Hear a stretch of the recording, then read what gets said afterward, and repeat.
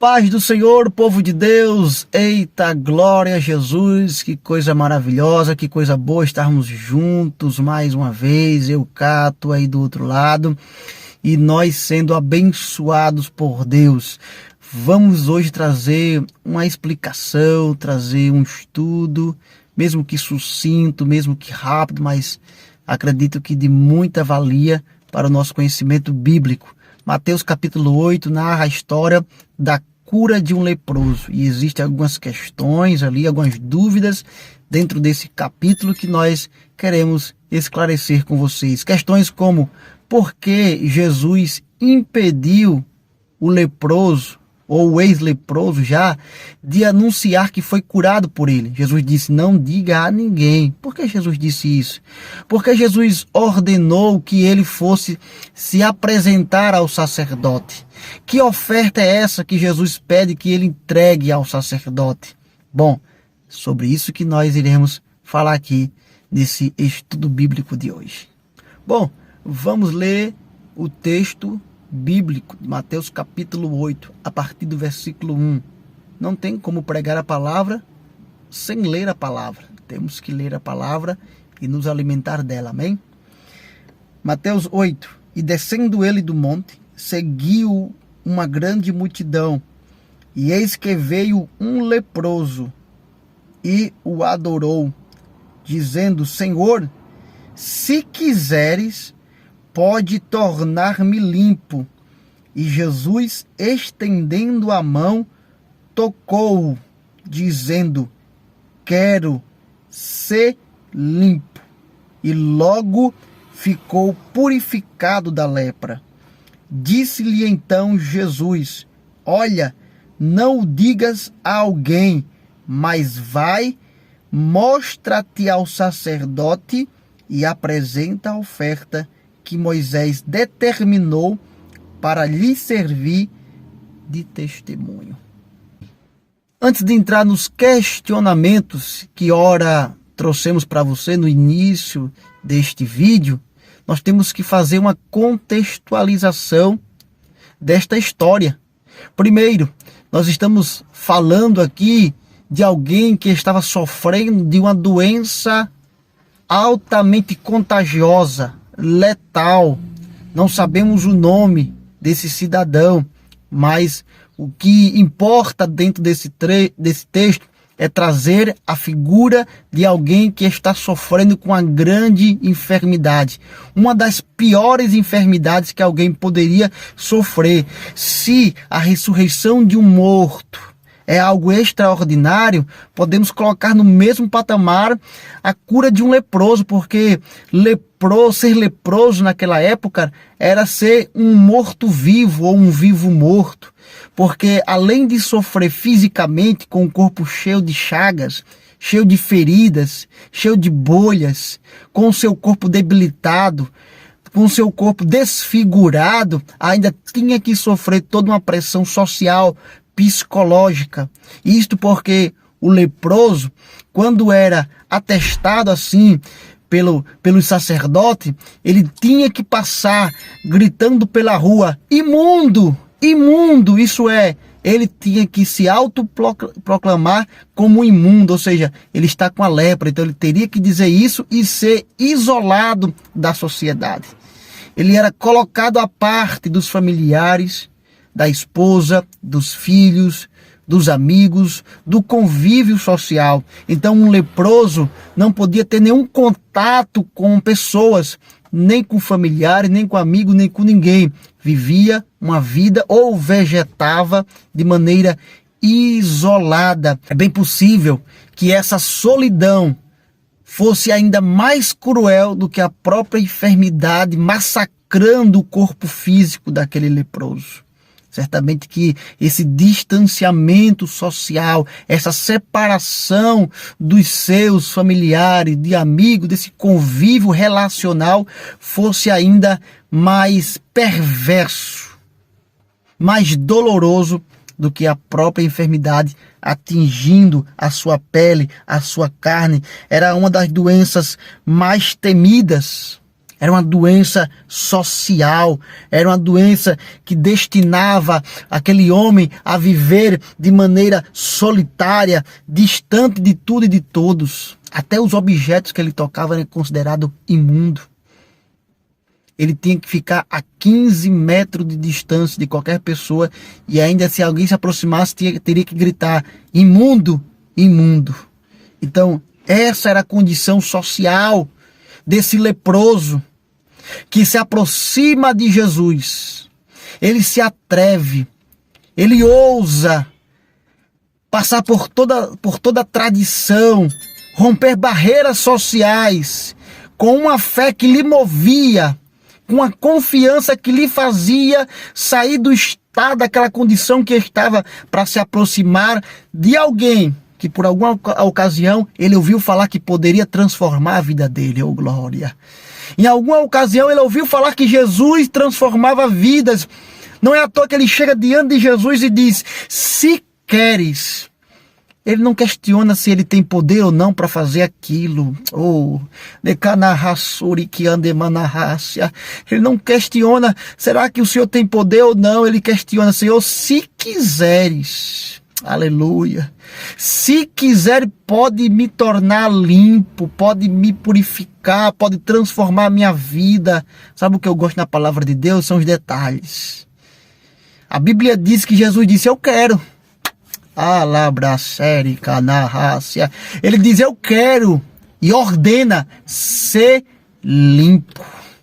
Mas sabe o que é interessante? A Bíblia faz questão de dizer que Jesus tocou. Jesus tocou nele. Isso é profundo e tremendo. Por quê? Porque ninguém poderia tocar no leproso. Quem tocasse no leproso poderia ser contagiado pela lepra. E além disso, havia toda uma questão religiosa também em torno dessa enfermidade. Porque se tornaria imundo também espiritual.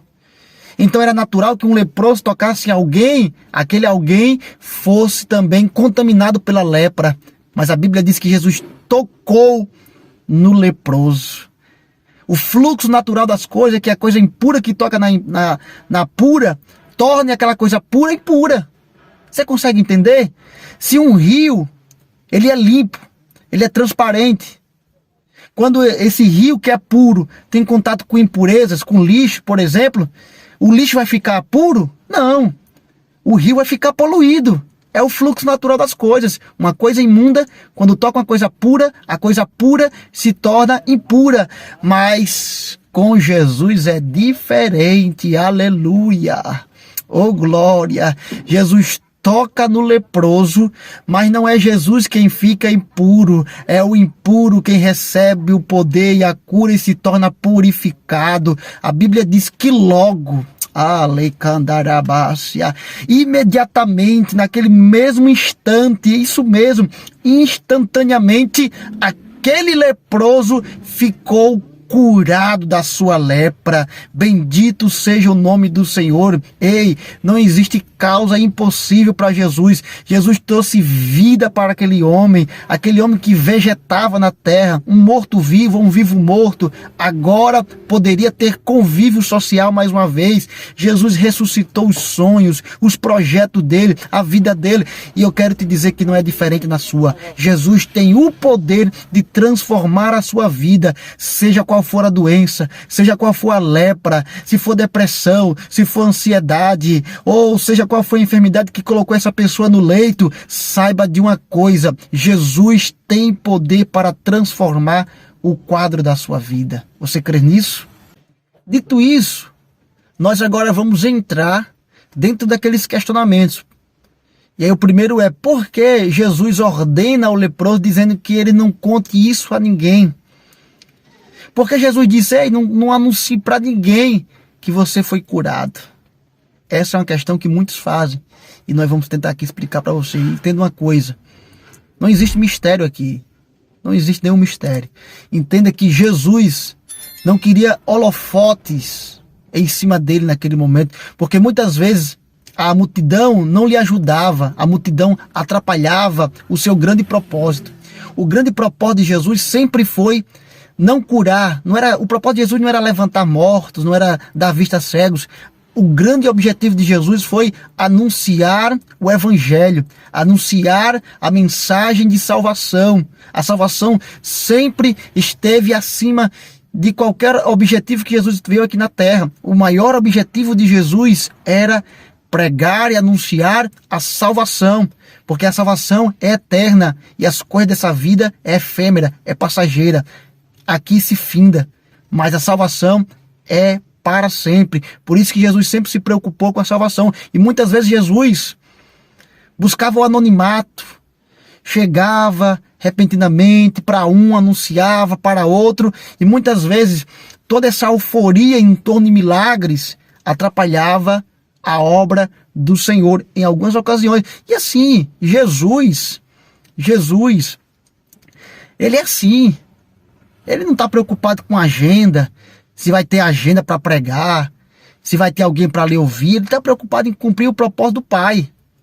E muitas vezes para fazer isso, ele aparecia, desaparecia quando queria. Uma hora queria pregar só para uma pessoa, outra hora queria pregar para uma multidão. Uma hora ele fugia para não ser morto, outra hora ele se entrega para ser morto. Jesus chega a hora que quer, no momento que bem entender, porque ele tem os seus propósitos, ele tem os seus desígnios, e a gente não consegue compreender na sua plenitude os seus grandes propósitos. Mas entendamos uma coisa, Jesus é assim, ele não está procurando holofotes, ele sempre procurou, quando esteve na terra, anunciar o evangelho. Então para um ele disse, não vá, não diga a ninguém. Para outro ele já dizia, vá e anuncie. Quando ele curou aquele gago, ele disse, vá e anuncie. Quando aquele demoniado lá de Gadara foi liberto e queria ir com Jesus, Jesus disse, não venha comigo não. Vai por Decápolis e anuncie o que eu fiz sobre a sua vida. Então Jesus era assim. Para um dizia, não anuncie, para outro dizia, vai e anuncie. Ele tinha os seus propósitos e os seus desígnios. Segundo, por que Jesus ordena que aquele homem que foi curado da lepra se apresente ao sacerdote? Capítulo 13 do livro de Levítico orienta que o sacerdote, na verdade, era um ofício do sacerdote, era a autoridade legitimada por Deus para atestar a enfermidade da lepra, como também para readmitir caso o leproso fosse curado. Então o sacerdote tanto averiguava a enfermidade para isolar o leproso, como também readmiti-lo ao convívio social. E aqui mostra que Jesus não é anarquista, Jesus nunca foi anti-institucional, Jesus nunca foi anticlerical. Jesus mesmo ordena que ele se apresente ao sacerdote, para que o sacerdote ateste e comprove que aquele homem foi curado. E isso por si só já é uma pregação, irmão. E isso por si só já testemunhava da grandeza do poder de Jesus como Filho de Deus. Por fim, que oferta era essa que Jesus ordenou àquele homem que foi curado da lepra para entregar ao sacerdote? Bem, de acordo com Levítico 14, o sacerdote ele tinha que sair do arraial para fora do arraial, atestar se um leproso foi curado ou não daquela lepra. Então, para fazer a averiguação, diagnosticar, o sacerdote sai do arraial e lá fora do arraial, ele vai fazer toda aquela análise para saber se o leproso realmente foi curado. Sendo curado, sendo atestado que ele foi realmente curado por Deus, ele é readmitido à sociedade, ao convívio social. E aí, ele tem que passar por um ritual de purificação. Nesse momento que entra a questão da oferta. De acordo com Levítico 14, ele tem que apresentar com 2 aves vivas, pau de cedro, isopo e carmesim, para fazer todo um processo ritualístico para purificá-lo, para ser readmitido ao convívio social. E aí depois de 8 dias ainda havia também outro sacrifício, ele tinha que trazer 2 cordeiros sem mancha, uma cordeira sem mancha, se não tem condição, trazia uns pombinhos, enfim. Toda essa oferta é para o ritual de purificação. Por isso que Jesus disse que ele fosse e entregasse a oferta ao sacerdote. Então perceba que até nessa passagem a gente percebe que Jesus nunca foi contra a lei de Moisés. Jesus não veio abrogar a lei.